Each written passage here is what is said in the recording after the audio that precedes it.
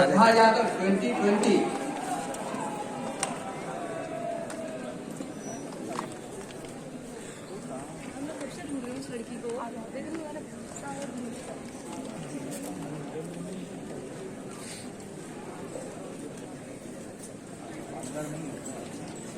देखो काय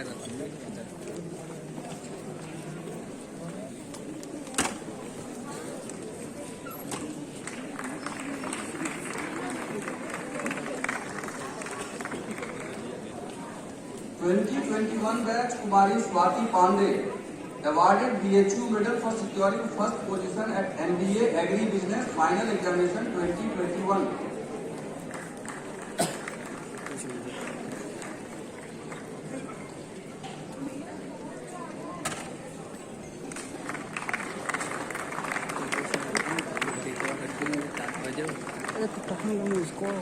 Kumari Pooja Kumari.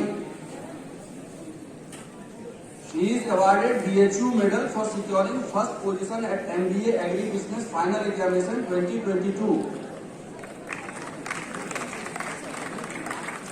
Kumari Aditi Sharma. She is awarded BHU medal for securing first position at LLM Final Examination 2022.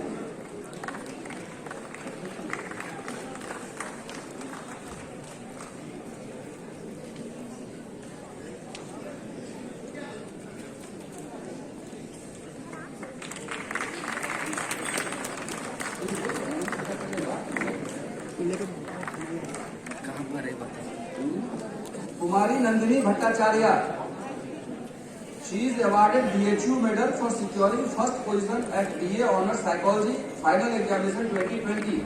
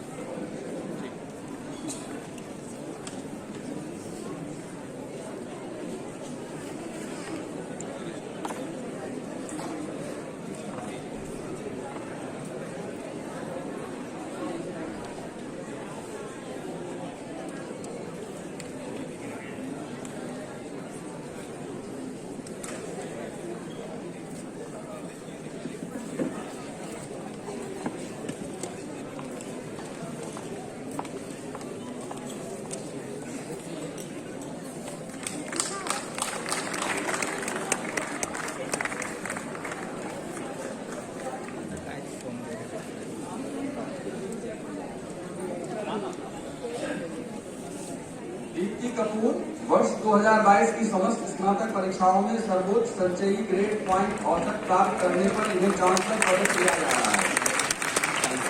वर्ष 2022 की समस्त स्नातक परीक्षाओं में सर्वोच्च CGPA प्राप्त करने पर इन्हें स्वर्गीय महाराजा विभूति नारायण सिंह स्वर्ण पदक प्रदान किया जा रहा है।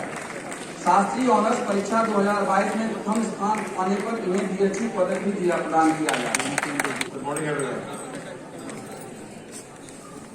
Respected Vice Chancellor Sudhir Jain sir,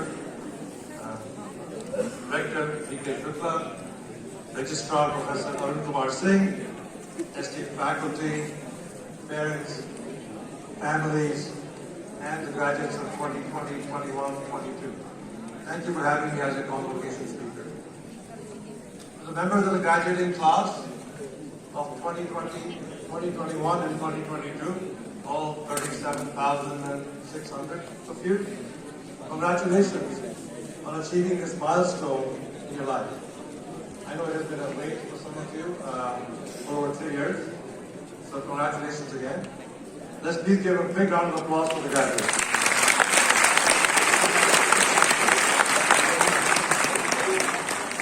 So when Professor Jain, Dr. Jain called me and asked me would I travel 10,000 miles to come here for 25 minutes to be with you.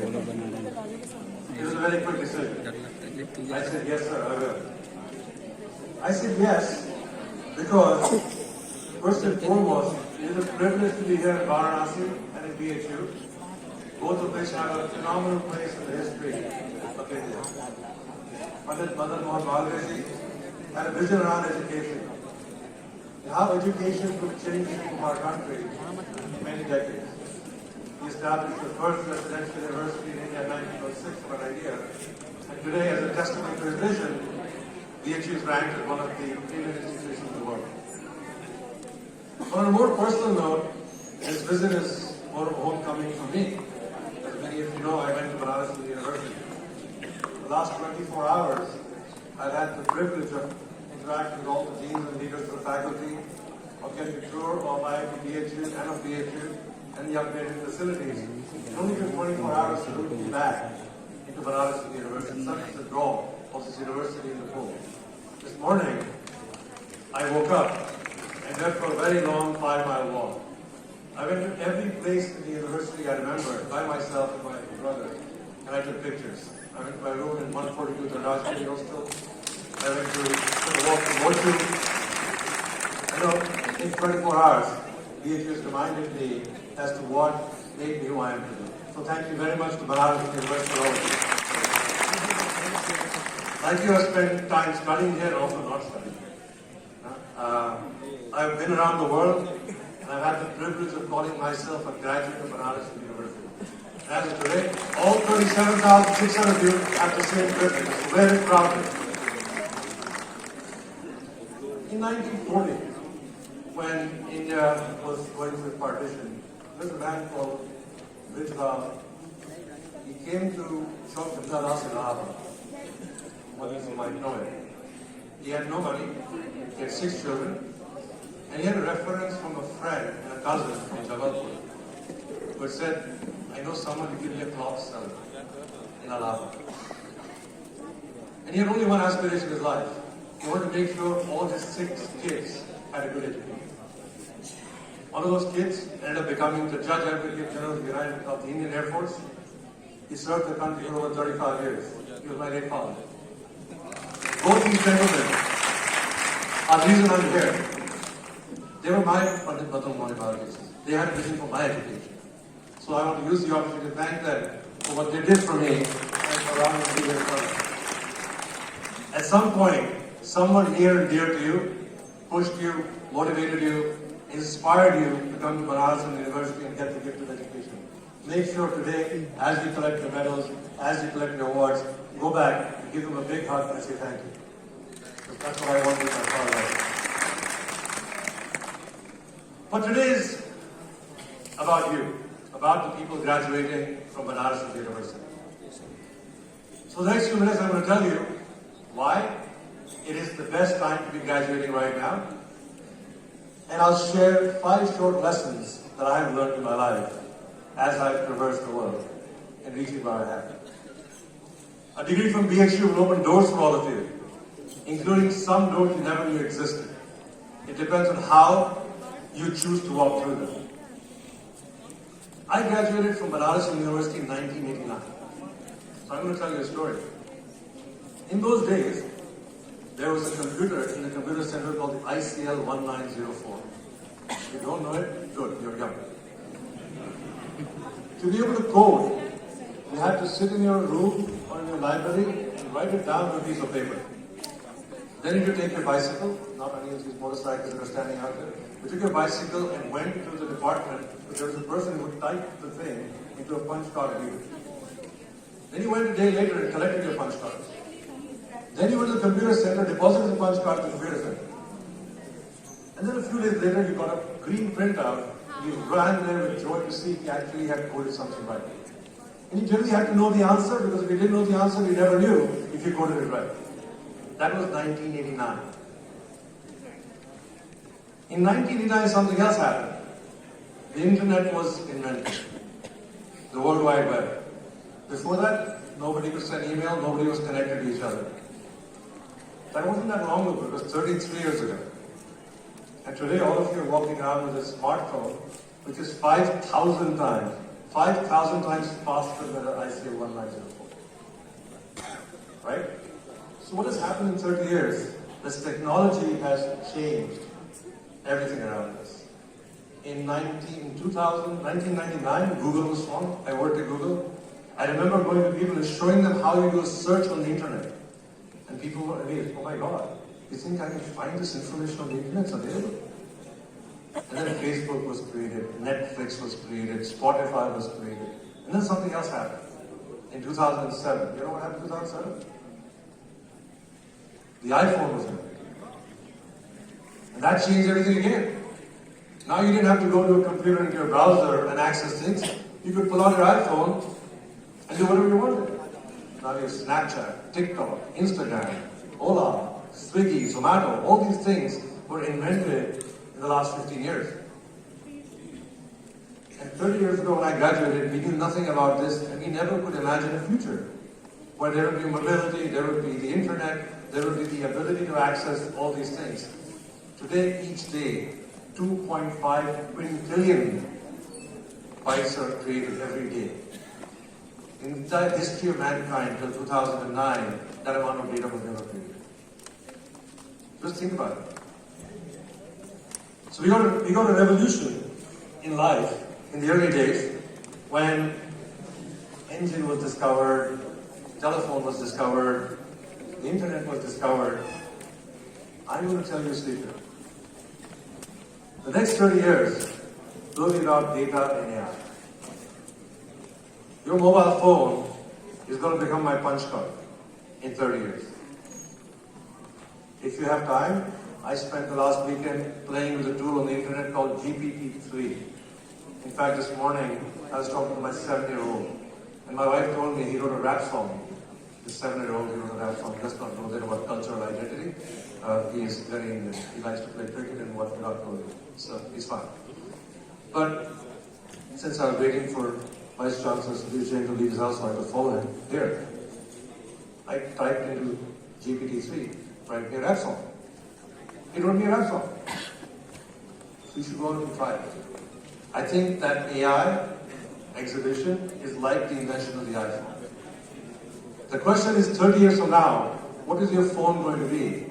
Is it going to be a microchip? Is it going to be something that you insert somewhere in your body? Are the 3 million apps on the iPhone going to be your own personal AI avatar? A Sanskrit scholar avatar? An astrologer avatar? Perhaps your own doctor who just talks to you with your AI? Your own doctor who knows everything about you, every piece of data? Your own Facebook avatar who's going to tell you, I don't like this person, I like this person very much. You think that's possible in 30 years? I don't know what's going to happen. But I will tell you one thing. You guys are going to make it happen. You are the people who we were 30 years ago. And hopefully, 30 years from now, one of you standing up here telling the story of how AI and all the applications change the world. Not just that, I think you're very lucky because I had an interaction with some students in IIT BHU yesterday afternoon, and one of them walked up to me and said, sir, should I build my career in India or should I go westward? I said the time for India is now. What we have done in this country, what Sri Nandan Nilekani has done with UPI, has changed the payment system in the world and has leapfrogged where India is vis-a-vis the rest of the world. Not only that, he's working on a new project called ONDC, which is going to change the face of commerce. It is going to show how tens of millions of Indian small businesses can conduct e-commerce and start using their transaction history to be able to borrow money. What that is going to do to the trajectory of Indian small business and the GDP per capita of the country is going to be phenomenal. So I'm telling you, you're at the right time in technology. You're at the right time for the development of India. So you have a phenomenal future. Now it all depends on what you guys do with all these degrees you've collected. But let me change gears. Let me talk about some lessons that I've learned in life. Because people come to me and ask me, how do I get to where you are? What do I do next? Unfortunately, I can't tell you what to do. Perhaps I can tell you how to do it. So the first one, I'm going to tell you a story on perseverance. I toyed with the idea of doing course in Hindi, but I can't do it as well as I'm going to do English. But I spent time trying to understand what perseverance means in Hindi. It means dhrita, to persevere. So in 1985, when I came here and I did my degree, I finished in 1989. In 85, I had a choice. I could be an engineer or be a doctor. For some of us who are slightly older will remember, if you were smart, you had two choices. You couldn't become a Sanskrit scholar, you could become a Sanskrit scholar, but you had a choice of becoming an engineering doctor. So my life was decided by exclusion. I didn't want to be a doctor, so I became an engineer. I didn't want to be a ceramic engineer in New Delhi, so I became an electrical engineer in Banaras. I didn't want to stay an engineer, I wanted to go to business school. I couldn't pass the CAT exam, so I went to Northeastern University in Boston. But when I went there, I had to live with 5 other fellow students, and we had shared one bathroom, and I worked 80 hours a week. Because I grounded up, I needed to prove to myself. I had borrowed my father's provident fund to be able to go study in the United States. I had no choice. There was no turning back.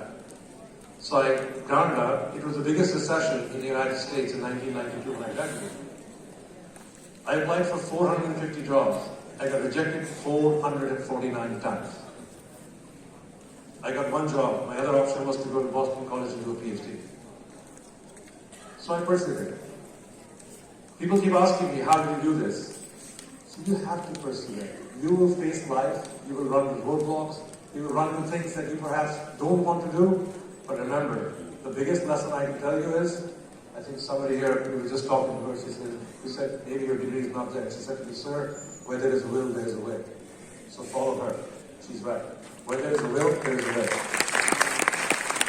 My second lesson I'm going to tell you is about curiosity, jigyasa. I know all of you are celebrating your milestone of getting a degree here. You know what? This is not the end of your learning. This is the beginning of your learning. I remember when my father was visiting my older daughter, who was 12 then. He said to her, she tried to teach him how to do a video call in 2010. He said to her, Beta, I'm sitting here. That's all here. I'm 60 years old. I don't want to learn how to do this. And children can do this. She said, if you don't learn how to do it, I'm not going to talk to you. So I helped my father learn how to do video call. Just earlier in the day, I decided I was not going to download some apps on my phone because I was tired of downloading apps. And from that day on, I promised myself that I would never say no to learning. And I've continued to try and learn from that day on. I've tried to understand crypto. I've tried to understand the world of application development. As I told you, I was playing with AI and GPT-3 this past weekend and trying to understand it well enough so I know what is it going to do to the world. Similarly, 5 years ago, I took a job but I knew nothing about cybersecurity. This morning, Professor Sanjeev Kumar asked me, his son, who's in 12th grade, asked him, Dad, the electrical engineer cybersecurity mein kaise pahuncha? I knew nothing about cybersecurity. Last 5 years, learning about cybersecurity. Me and 5,000 people at Palo Alto. Today we are 14,000, and we run the largest cybersecurity company in the world. Today, I get invited by governments to advise how to secure their countries. I get invited by companies to ask for advice how do they secure themselves. 5 years ago, I knew nothing about cybersecurity. So my only lesson to you is, remember, continue to be curious. Do not stop learning. Always be learning. The third lesson I'm going to tell you about is about risk. Joking. When we're small, छोटे होते हैं. Everybody's parents say, बेटा इसको मत छुओ, don't touch this. बेटा ऐसे मत करो. बेटा सड़क पार करो तो बाएं देखना और दाएं देखना. You know what that is? That is risk management. Our parents are reducing our risk in life because if you take risk, you're likely to hurt yourself. You get older, बेटा settle it. अभी तो होता है ना. Settle. Get settled. Don't take too much risk. And then as we grow up, अच्छा घर खरीद. कहाँ से करो? अच्छा बच्चे कर रहे. So the whole process of life is about reducing our risk. Now what happens is, when you reduce risk, there is a flip side. For those of you who have just gotten gold medals in economics, lower risk means lower return. Right? Now do you want lower return? You don't want low return. So my only recommendation is, when you go out there, make sure you are willing to take enough risk. Look around you. Do you think Larry Page and Sergey Brin, did they take risk before they formed Google? Did Mark Zuckerberg take risk before he founded Facebook? Did the founders of Ola, Oyo, Swiggy, BHU, Zomato in India, did they take risk or not? Well, they're not just students who came out of universities like yourself. They decided to take a big, bold bet. They decided to change the world.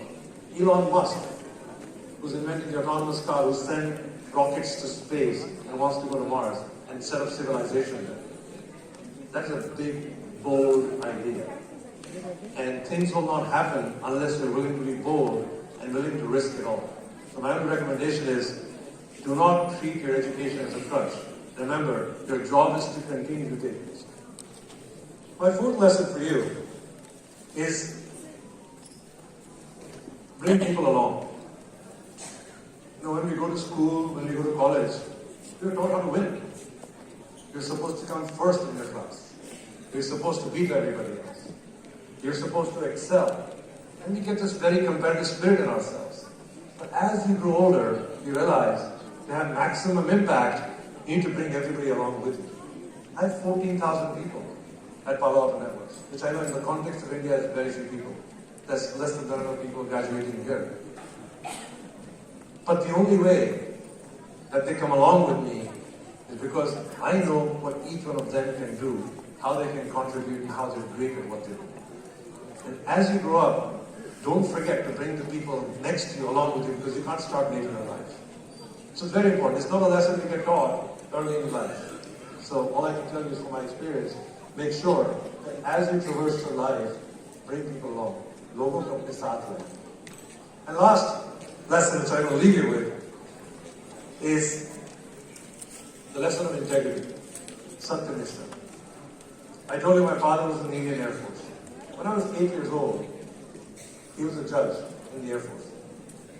There are some people who were going to get an adverse ruling the next morning, so they decided to come to our house and said to my father. And I saw him. I saw him go to work the next day, wear his uniform. He did not bend.